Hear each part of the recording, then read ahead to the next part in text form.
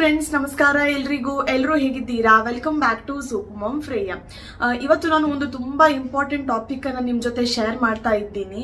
ಇದ್ರ ಬಗ್ಗೆ ನಾನು ತುಂಬಾ ಟೈಮ್ ನಿಂದ ಹೇಳ್ಬೇಕು ಅಂತ ಅನ್ಕೊಂಡಿದ್ದೆ, ಬಟ್ ಯಾವ ರೀತಿ ಹೇಳ್ಬೇಕು ಅಂತ ನನಗೆ ಗೊತ್ತಾಗ್ತಾ ಇರ್ಲಿಲ್ಲ. ಇದೇ ಒಂದು ಮೇನ್ ರೀಸನ್ ಕೂಡ ನಾನು 2 years ಯೂಟ್ಯೂಬ್ ಸ್ಟಾಪ್ ಮಾಡಿದ್ದೆ. ನಾನು ಮುಂಚೆ ರೆಗ್ಯುಲರ್ ಆಗಿ ವಿಡಿಯೋ ಹಾಕ್ತಾ ಇದ್ದೆ. ಮುಂಚೆ ಯಾರೆಲ್ಲ ಫಾಲೋ ಮಾಡ್ತಾ ಇದ್ದಾರೆ ಅವರಿಗೆ ಗೊತ್ತಿದೆ, ನಾನು ತುಂಬಾ ರೆಗ್ಯುಲರ್ ಆಗಿ ವಿಡಿಯೋ ಹಾಕ್ತಾ ಇದ್ದೆ. ಬಟ್ ಸಡನ್ ಆಗಿ ನಾನು 2 years ವಿಡಿಯೋ ಹಾಕೋದನ್ನೇ ಯೂಟ್ಯೂಬ್ ಅನ್ನೇ ಸ್ಟಾಪ್ ಮಾಡಿಬಿಟ್ಟೆ. ಇದೇ ಒಂದು ಮೇನ್ ರೀಸನ್ ನಾನು ಯೂಟ್ಯೂಬ್ ವಿಡಿಯೋಸ್ ಎಲ್ಲ ಸ್ಟಾಪ್ ಮಾಡ್ಲಿಕ್ಕೆ. ಕಾರಣ ಏನಂದ್ರೆ, ಅದು ತಾಯಿಯಾಗಿ ನಾನು 2 ರಿಂದ 3 ಒಂದು ದೊಡ್ಡ ತಪ್ಪುಗಳನ್ನು ಮಾಡಿದೆ.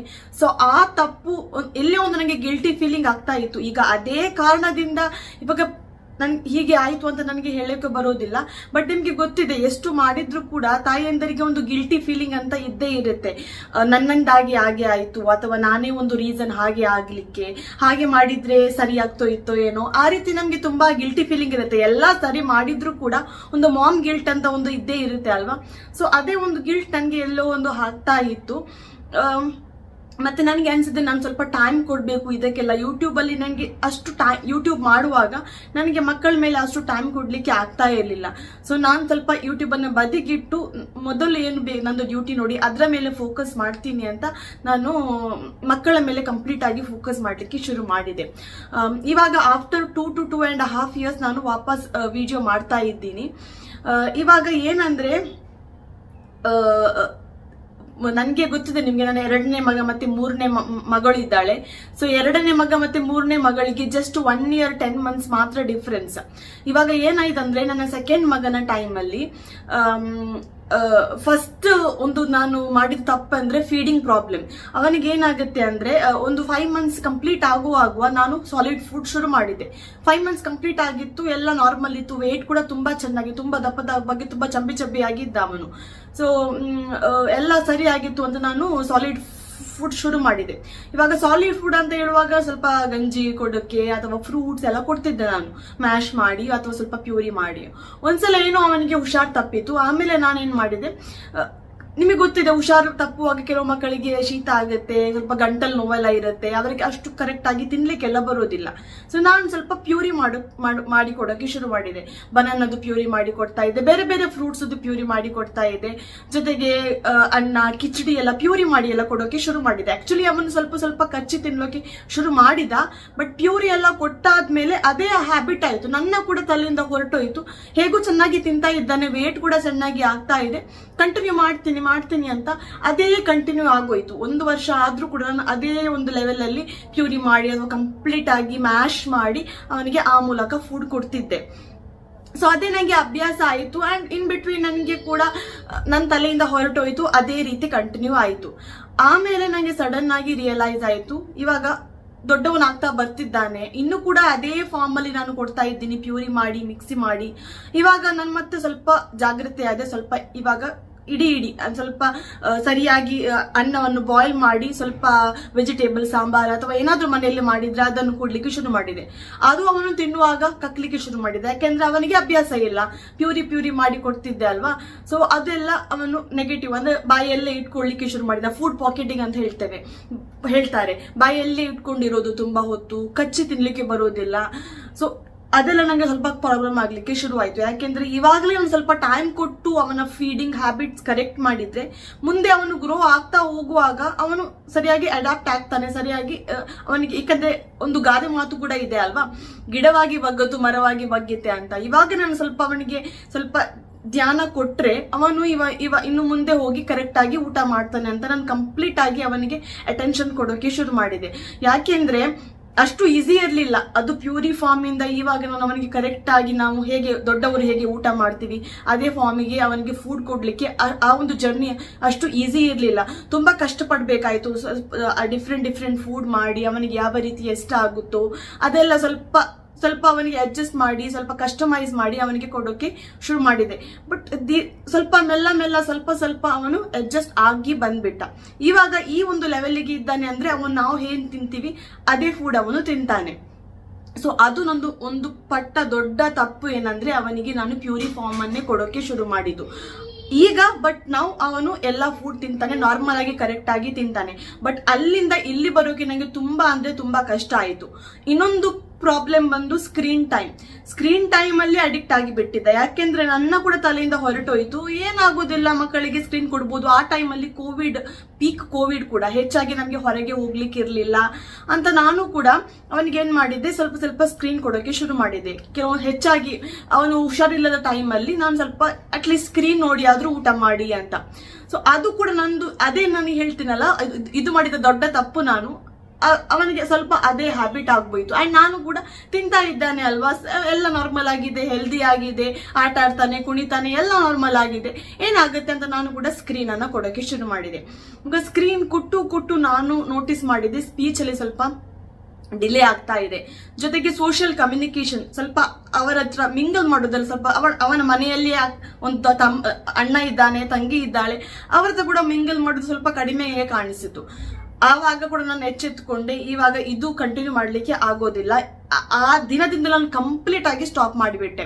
ಯಾಕೆ ಅಂದ್ರೆ ಅವನಿಗೆ ದೊಡ್ಡ ಫುಡಿ, ಅವನಿಗೆ ಹಸಿವಾಗ್ತದೆ ಪ್ರತಿ 2 ಗಂಟೆಗೆ ಅಥವಾ ಪ್ರತಿ 3 ಗಂಟೆಗೆ ಒಂದ್ಸಲ ಹಸಿವು ಆಗೇ ಆಗುತ್ತೆ.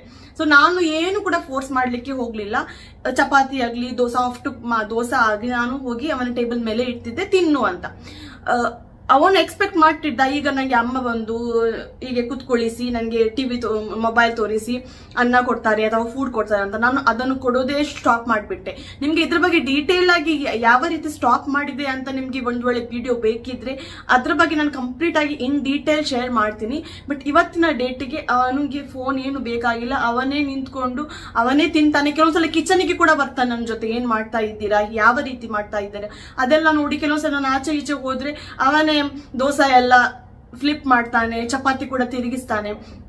ಇಂಟ್ರೆಸ್ಟ್ ಇದೆ ಅವನಿಗೆ ಕುಕ್ಕಿಂಗ್ ಅಲ್ಲಿ ಕೂಡ, ನನಗೆ ಇತ್ತೀಚೆಗೆ ನೋಟಿಸ್ ಮಾಡ್ತಾ ಇದ್ದೀನಿ. ಸೊ ಅದು ಕೂಡ ನನಗೆ ಈ ಸ್ಟೇಜ್ಗೆ ಬರೋಕೆ, ಈಗ ಅವನಿಗೆ ಫೋನ್ ಬೇಕಾಗಿಲ್ಲ. ಕೆಲವೊಂದ್ಸಲ ಕೇಳ್ತಾನೆ, ಬಟ್ ಊಟ ಮಾಡುವಾಗಲೇ ನಂಗೆ ಬೇಕು ಅಂತ ಆ ರೀತಿ ಏನು ಇಲ್ಲ. ಬಟ್ ಅವನು ಅಡ್ಜಸ್ಟ್ ಆಗಿದ್ದಾನೆ. ಇವಾಗ ಅವನ ಕೈಯಿಂದಲೇ ಅವನು ತಿಂತಾನೆ. ಅವನು ಇಂಡಿಪೆಂಡೆಂಟ್ ಆಗಿ ಈಟರ್ ಕೂಡ ಇರ್ಲಿಲ್ಲ ಅವನು, ಈಗ ಅವನ ಕೈಯಿಂದಲೇ ತಿಂತಾನೆ. ನಾವು ಸ್ವಲ್ಪ ಪ್ರಾಕ್ಟೀಸ್ ಮಾಡೋಕೆ ತಿಂಗಳಿಗೆ ಒಮ್ಮೆ 15 ದಿವಸಕ್ಕೆ ಒಮ್ಮೆ ಒಂದು ಸಣ್ಣ ರೆಸ್ಟೋರೆಂಟ್ಗೆ ಹೋಗ್ತಿದ್ವಿ. ಸ್ವಲ್ಪ ಅವನಿಗೆ ಗೊತ್ತಾಗ್ಲಿ ಈ ರೀತಿ ಎಲ್ಲ ಸಿಚುವೇಶನ್ ಇದೆ, ರೆಸ್ಟೋರೆಂಟ್ ಅಂತ ಕೂಡ ಇದೆ, ಹೊರಗಡೆ ಹೋಗ್ಬೇಕು, ನಾವು ಕೂತ್ಕೊಂಡು ಜಾಗದಲ್ಲಿ ಕೂತ್ಕೊಂಡು ತಿನ್ಬೇಕು, ಅದೆಲ್ಲ ಸ್ವಲ್ಪ ಗೊತ್ತಾಗ್ಲಿಕ್ಕೆ ಅಂತ ನಾವು ಅಟ್ಲೀಸ್ಟ್ ತಿಂಗಳಿಗೆ ಒಮ್ಮೆ ರೆಸ್ಟೋರೆಂಟ್ಗೆ ಹೋಗ್ತೀವಿ ಮಕ್ಕಳನ್ನ ಕರ್ಕೊಂಡು.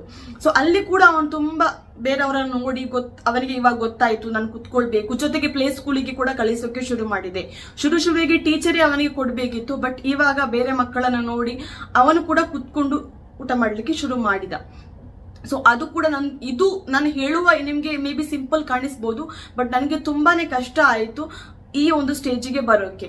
3ನೇ ತಪ್ಪು ಬಂದು, ಇವಾಗ ಯೂಶಲಿ ನಾವೇನ್ ಮಾಡ್ತೀವಿ ಅಂದ್ರೆ, ಹೆಚ್ಚಾಗಿ ನನ್ನ ಒಂದು ಸಿಚುವೇಶನ್ ಆ ರೀತಿ ಇತ್ತು. ನನ್ನ ಫಸ್ಟ್ ಮಗನಿಗೆ ಕೀರ್ತನಿಗೆ ನಾರ್ಮಲ್ ಆಗಿದ್ದವನಿಗೆ ಏನು ಕೂಡ ನನಗೆ ಅಷ್ಟು ನನಗೆ ಫೋಕಸ್ ಮಾಡ್ಬೇಕು ಅಂತ ಬಿಡ್ಲಿಲ್ಲ. ಹಾಗೆ ಸೆಕೆಂಡ್ ಮಗನಿಗೆ, ಆಮೇಲೆ ನನ್ನ 3rd ಮಗಳಿಗೆ ಪ್ರೆಗ್ನೆಂಟ್ ಇದೆ. ಒಂದು ಕಡೆ ಪ್ರೆಗ್ನೆಂಟ್ ಕೂಡ, ಮತ್ತೆ ಒಂದು ಕಡೆ ನನಗೆ ಅಷ್ಟು ಒಂದು ಗಮನ ಕೊಡ್ಲಿಕ್ಕೆ ಆಗ್ಲಿಲ್ಲ. ಮೇ ಬಿ ನನ್ನ ತಲೆಯಿಂದಲೇ ಹೊರಟೋಯ್ತು. ಏನಂದ್ರೆ ನಾವು ಯೂಶುವಲಿ ಒಂದು ತಂದೆ ತಾಯಿಯಾಗಿ ಹೆಚ್ಚಾಗಿ ನಾವು ಮಗು 6 ತಿಂಗಳಿಗೆ ಕೂತ್ಕೊಳ್ತಾ ಇದೆಯಾ, 8 ತಿಂಗಳಿಗೆ 4 ಕಾಲಲ್ಲಿ ಹೋಗ್ತಾ ಇದೆಯಾ, ನಡಿಲಿಕ್ಕೆ ಶುರು ಮಾಡಿತ್ತಾ, ಹಲ್ಲು ಬಂತ, ಅದೇ ಮೇನ್ ನಾವು ಮೈಲ್ ಸ್ಟೋನ್ಸ್ ನೋಡ್ತೀವಿ. ನಾನು ಕೂಡ ಅದೇ ರೀತಿ ಇದೆ. ನನ್ನ ಮಗ 9 ತಿಂಗಳಿಗೆನೆ ನಡಿಲಿಕ್ಕೆ ಶುರು ಮಾಡಿದ, ಫುಲ್ ಮನೆಯಲ್ಲಿ ಓಡಾಡ್ಕೊಂಡು ಇರ್ತ. ಜೊತೆಗೆ ನಾವು ಎಲ್ಲಾದ್ರೂ ಹೊರಗಡೆ ಹೋದ್ರೆ ಅವನು ತುಂಬಾ ಫಾಸ್ಟ್ ಆಗಿ ಓಡೋದು. ಯೂಶುವಲಿ ಮಕ್ಕಳು, ನನ್ನ ದೊಡ್ಡ ಮಗ 1 ವರ್ಷಕ್ಕೆ ನಡಿಲಿಕ್ಕೆ ಕಲ್ತಿದ್ದ, ಬಟ್ ಇವನು 9 ತಿಂಗಳು ಇರುವಾಗಲೇ ಫುಲ್ ಓಡಾಡ್ಲಿಕ್ಕೆ ಶುರು ಮಾಡಿದ. ತಾಯಿಯಾಗಿ ನನಗೆ ಖುಷಿ ಆಯ್ತು, ನನ್ನ ಮಗ ತುಂಬಾ ಸ್ಮಾರ್ಟ್ ಇದ್ದಾನೆ, ಇಂಟೆಲಿಜೆಂಟ್ ಇದ್ದಾನೆ, ಇಷ್ಟು ಬೇಗ ಓಡಾಡ್ಲಿಕ್ಕೆ ಶುರು ಮಾಡಿದ, ಇಷ್ಟು ಬೇಗ ನಡೆದಾಡ್ಲಿಕ್ಕೆ ಶುರು ಮಾಡಿದ. ನನಗೆ ಅದೇ ಖುಷಿಯಲ್ಲಿ ಇದೆ. ನಾನು ಬೇರೆ ಕಡೆ ಅಷ್ಟು ಗಮನ ಕೊಡ್ಲಿಲ್ಲ. ಅವನ ಹಲ್ಲೆಲ್ಲ ಕರೆಕ್ಟ್ ಆಗಿ 6 ತಿಂಗಳಿಗೆನೆ ಬಂತು. ಜೊತೆಗೆ ನೋಡೋಕೆ ಕೂಡ ತುಂಬಾ ಚಬ್ಬಿ ಆಗಿ ತುಂಬಾ ವೇಟ್ ಎಲ್ಲ ಚೆನ್ನಾಗಿತ್ತು. ಆಕ್ಚುಲಿ ಅವನದು ಹಿಡ್ಕೊಳ್ಳಿ ಕೂಡ ನನಗೆ ಕಷ್ಟ ಆಗ್ತಿತ್ತು, ಅವನಿಗೆ ಅಷ್ಟು ಗುಂಡಾಗಿ ಇದ್ದ. ಮೇ ಬಿ ವಿಡಿಯೋ ತುಂಬಾ ಹಿಂದೆ ವಿಡಿಯೋ ನೋಡಿದವರಿಗೆ ಗೊತ್ತಿರುತ್ತೆ. ಸೊ ಆ ರೀತಿ ಎಲ್ಲ ಇರುವಾಗ ನಾನು ಕೆಲವೊಂದು ಮೈಲ್ ಸ್ಟೋನ್ ಅನ್ನ ನೆಗ್ಲೆಕ್ಟ್ ಮಾಡಿದ್ದೆ. ನೆಗ್ಲೆಕ್ಟ್ ಅಂದ್ರೆ ಅದರ ಕಡೆ ಅಷ್ಟು ಗಮನ ಕೊಡ್ಲಿಕ್ಕೆ ಹೋಗ್ಲಿಲ್ಲ. ಇವನ್ ಏನಂದ್ರೆ ತುಂಬಾ ಸ್ವಲ್ಪ ಆಚೆ ಈಚೆ ಹೋಗುದು, ಒಂದು ಕಡೆ ಕುತ್ಕೊಳ್ಳುದಿಲ್ಲ, ಇಡೀ ದಿನ ಅದೊಂದು ನಾಟಿನೆಸ್ ಅಂತ ಇರ್ತಾರೆ ಅಲ್ವಾ. ಸೊ ಎಲ್ರು ಹೇಳ್ತಿದ್ರು ಹುಡುಗ ಅಲ್ಲ, ಸೊ ಅದೇ ರೀತಿ ಇರ್ತಾರೆ, ಸ್ವಲ್ಪ ನಾಟಿ ಇರ್ತಾರೆ, ತುಂಟರಿರ್ತಾರೆ ಅಂತ ನಾನು ಕೂಡ ಅದೇ ರೀತಿ ಅನ್ಕೊಂಡೆ. ಸೊ ಇದು ಅದಕ್ಕೆ ನನ್ನ ಮಗ ಸ್ವಲ್ಪ ಕ್ವಾಯಿಟ್ ಇದ್ದ ಫಸ್ಟ್ ಒನ್, ಅವ್ನು ಸ್ವಲ್ಪ ಕ್ವಾಯಿಟ್ ಇದ್ದ, ಇವನ್ ಸ್ವಲ್ಪ ಅಪೋಸಿಟ್ ಅಂತ ಹೇಳ್ತಾರಲ್ಲ, ಫಸ್ಟ್ ಒನ್ ಕ್ವಾಯಿಟ್ ಇದೆ, ಸೆಕೆಂಡ್ ಒನ್ ಅಪೋಸಿಟ್ ಅಂತ ನಾನು ಅದೇ ರೀತಿ ಅನ್ಕೊಂಡೆ. ಬಟ್ ಸ್ಲೋಲಿ ನನಗೆ ಕೂಡ ಅಬ್ಸರ್ವ್ ಮಾಡ್ಲಿಕ್ಕೆ ಶುರುವಾಯಿತು. ಅವನು ಹೇಳಿದ್ದು ಕೇಳೋದಿಲ್ಲ, ಕುತ್ಕೊಳ್ಳು ಅಂದ್ರೆ ಓಡೋದು, 1 ನಿಮಿಷ ಕುತ್ಕೊಳ್ಳೋದು, ಮತ್ತೆ ಆಚೆ ಈಚೆ ಓಡೋದು, ವಾಪಸ್ ಬರೋದು, ಮತ್ತೆ ಸ್ವಲ್ಪ ಏನಾದ್ರೂ ಒಂದು ಮಾಡ್ತಾನೆ ಇರೋದು, ಒಂದು ಜಾಗದಲ್ಲಿ ಕುತ್ಕೊಳ್ಳೋದಿಲ್ಲ. ಸೊ ನನಗೆ ಅವನಿಗೆ ಸ್ವಲ್ಪ ಮನೆಯಲ್ಲಿ ನಾನು ಆಕ್ಟಿವಿಟಿ ಮಾಡೋಕೆ ಶುರು ಮಾಡಿದೆ. ನಾನು ತುಂಬಾ ಫೈನ್ ಮೋಟರ್ ಆಕ್ಟಿವಿಟೀಸ್ ಮಾಡ್ತಾ ಇದ್ದೆ. ಇವಾಗ್ಲೂ ಕೆಲವೊಮ್ಮೆ ಮನೆಯಲ್ಲಿದ್ರೆ ನಾನು ಏನಾದ್ರೂ ಒಂದು ಆಕ್ಟಿವಿಟೀಸ್ ಮಾಡ್ತೀನಿ. ಬುಕ್ಸ್ ತೋರಿಸೋಕೆ ಶುರು ಮಾಡಿದೆ, ಬುಕ್ಸ್ ಓದಿಸೋಕೆ ಶುರು ಮಾಡಿದೆ, ರೈಟಿಂಗ್ ಆಕ್ಟಿವಿಟೀಸ್ ಶುರು ಮಾಡಿದೆ. ಅಟ್ಲೀಸ್ಟ್ ಒಂದು ಜಾಗದಲ್ಲಿ ಕುತ್ಕೊಂಡು ಏನಾದ್ರೂ ಒಂದು ಮಾಡ್ಲಿ. ಬೀಡ್ಸ್ ಎಲ್ಲ ಸಿಗಿದೆ ಅಲ್ವಾ ಮಕ್ಕಳಿಗೆ, ಬೀಡ್ಸ್, ಒಂದು ದಾರಕ್ಕೆ ಬೀಡ್ಸ್ ಹಾಕೋದು, ಮತ್ತೆ ಏನಾದ್ರೂ ಒಂದು ಟೇಬಲ್ ಟಾಪ್ ಆಕ್ಟಿವಿಟೀಸ್, ತುಂಬಾ ಆಕ್ಟಿವಿಟೀಸ್ ಇವಾಗ್ಲೂ ಕೂಡ ಮಾಡಿಸ್ತೇನೆ. ಒಂದು ವಿಡಿಯೋ ನಿಮ್ ಜೊತೆ ಶೇರ್ ಮಾಡಿದ್ದೆ ಕೂಡ. ತುಂಬಾ ಈ ರೀತಿ ಆಕ್ಟಿವಿಟೀಸ್ ಅನ್ನ ಫೈನ್ ಮೋಟರ್ ಆಕ್ಟಿವಿಟೀಸ್ ಮಾಡಿಸಿದ್ದೆ. ಗ್ರಾಸ್ ಮೋಟರ್, ಜಂಪ್ ಮಾಡೋದು, ಅಥವಾ ಫಾರ್ವರ್ಡ್ ಜಂಪ್ ಮಾಡೋದು, ಬ್ಯಾಕ್ವರ್ಡ್ ಜಂಪ್ ಮಾಡೋದು, ಸ್ಟಾಪ್ ಆಗೋದು, ಆಮೇಲೆ ಏನಾದ್ರೂ ರೈಮ್ಸ್ ಆಡಿ ಅವನ ಹತ್ರ ಆಕ್ಷನ್ ಮಾಡಿಸೋದು, ಈ ರೀತಿ ಎಲ್ಲ ತುಂಬಾ ನಾನು ಮೊದಲೇ ಹೇಳಿದೆ, ಇನ್ ಡೀಟೇಲ್ ನಿಮ್ಗೆ ವಿಡಿಯೋಸ್ ಬೇಕಿದ್ರೆ ನಾನು ಖಂಡಿತ ಇನ್ ಡೀಟೇಲ್ ಆಗಿ ಶೇರ್ ಮಾಡ್ತೀನಿ. ಬಟ್ ಈ ರೀತಿಯೆಲ್ಲ ಆಕ್ಟಿವಿಟೀಸ್ ಮಾಡೋಕೆ ಶುರು ಮಾಡಿದೆ. ಸೊ ಅದಕ್ಕೆ ನನಗೆ ಈ 2 ವರ್ಷ ಅದರಲ್ಲಿ ನಾನು ಫೋಕಸ್ ಮಾಡ್ತಾ ಇದ್ದೆ. ಅಂಡ್ ಎಲ್ಲಿಯ ಒಂದು ನನ್ನಲ್ಲಿ ಕೂಡ ಆ ಒಂದು ಮಾಮ್ ಗಿಲ್ಟ್ ಇತ್ತು, ನನ್ನಿಂದಲೇ ಈ ರೀತಿ ಆಯ್ತು ಅಂತ. ಬಟ್ ಆಗೋದಕ್ಕೆ ಎಲ್ಲ ಒಳ್ಳೇದಕ್ಕೆ ಅಲ್ವಾ, ಅಟ್ಲೀಸ್ಟ್ ಫೋಕಸ್ ಮಾಡಿದೆ. ಇವಾಗ ಇಷ್ಟು ಚೆನ್ನಾಗಿ ಅವನು ಒಂದು ಸ್ಟೇಜಿಗೆ ಬಂದಿದ್ದಾನೆ. ನನ್ನ ಜೊತೆಗೆ ನಾನು ದೇವರಿಗೆ ಕೂಡ ತುಂಬಾ ಥ್ಯಾಂಕ್ಸ್ ಹೇಳಬೇಕು. ಯಾಕೆಂದ್ರೆ ನನಗೆ ಕೂಡ ದೇವರ ದಯೆಯಿಂದಲೇ ಅವನು ಈ ಒಂದು ಸ್ಟೇಜಿಗೆ ಬಂದಿದ್ದಾನೆ ಇವಾಗ. ಸೊ ಇದೆಲ್ಲ ಕಾರಣದಿಂದ ನಾನು ಸ್ವಲ್ಪ ಯೂಟ್ಯೂಬ್ ಅನ್ನ ಸ್ವಲ್ಪ ದೂರವಿಟ್ಟಿದ್ದೆ. And after 2 years, after 2 to 2.5 years ನಾನು ಯೂಟ್ಯೂಬ್ ರೀಸ್ಟಾರ್ಟ್ ಮಾಡಿದ್ದೀನಿ. ಸೊ ನನಗೆ ಅನಿಸಿತು ಈ ಒಂದು ವಿಡಿಯೋ ಶೇರ್ ಮಾಡಿದ್ರೆ ಯಾರಿಗಾದ್ರೂ ಮೇ ಬಿ ತುಂಬಾ ಮಂದಿ ಇವಾಗ ನನಗೆ ಪ್ರೆಸೆಂಟ್ ಆಗಿ ಎಷ್ಟು ತಾಯಂದಿರು ಈ ಚಾನೆಲ್ ಅಲ್ಲಿ ಇದ್ದೀರಾ, ಈ ವಿಡಿಯೋ ನೋಡ್ತಾ ಇದ್ದೀರಾ ಅಂತ ಗೊತ್ತಿಲ್ಲ. ಬಟ್ ಒಂದ್ ವೇಳೆ ನೀವು ನೋಡ್ತಾ ಇದ್ರಿ, ನಿಮ್ಗೆ ಕೂಡ ಒಂದು ಹೆಲ್ಪ್ ಆಗ್ಲಿ. ಅಂಡ್ ನಿಮ್ಮಲ್ಲಿ ಕೂಡ ಒಂದು ಮಾಮ್ ಗಿಲ್ಟ್, ಎಲ್ಲ ತಾಯಂದಿರು ಕೂಡ ಎಲ್ಲ ಸರಿ ಕೂಡ ಒಂದು ಮಾಮ್ ಗಿಲ್ಟ್ ಇರುತ್ತೆ. ನನ್ನ ಮಗುವಿಗೆ ಆ ರೀತಿ ಜೋನ್ ಮಾಡಿದೆ, ಅಥವಾ ಆ ರೀತಿ ಮಾಡಬಾರ್ದು ಇತ್ತನು, ಈ ಒಂದು ಮಾಮ್ ಗಿಲ್ಟ್ ಅಂತ ಇದೆ ಅಲ್ವಾ, ಇದು ಯಾವತ್ತೂ ಎಂಡ್ ಆಗೋದಿಲ್ಲ. ಬಟ್ ಆದ್ರೂ ಆ ಒಂದು ಗಿಲ್ಟ್ ನಿಂದ ಏನಾದ್ರೂ ನಾವು ಇಂಪ್ರೂವ್ ಮಾಡಬಹುದು, ಅಥವಾ ಜಾಸ್ತಿ ಫೋಕಸ್ ಮಾಡಬಹುದು ಅಂತ ಇದ್ರೆ ಈ ಒಂದು ವಿಡಿಯೋ ನಿಮ್ಗೆ ಹೆಲ್ಪ್ಫುಲ್ ಆಗ್ಬಹುದು ಅಂತ ಅನ್ಕೊಂಡು ನಾನು ಈ ವಿಡಿಯೋ ಶೇರ್ ಮಾಡ್ತಾ ಇದ್ದೀನಿ. ಸೊ ನಿಮ್ಗೆ ಈ ವಿಡಿಯೋ ಇಷ್ಟ ಆಯ್ತಂತ ಅನ್ಕೊಂತೀನಿ. ಇಷ್ಟ ಹೇಳ್ತಾ ಇವತ್ತಿನ ವಿಡಿಯೋವನ್ನ ಎಂಡ್ ಮಾಡ್ತಾ ಇದ್ದೀನಿ. Thank you so much for watching. ಧನ್ಯವಾದಗಳು.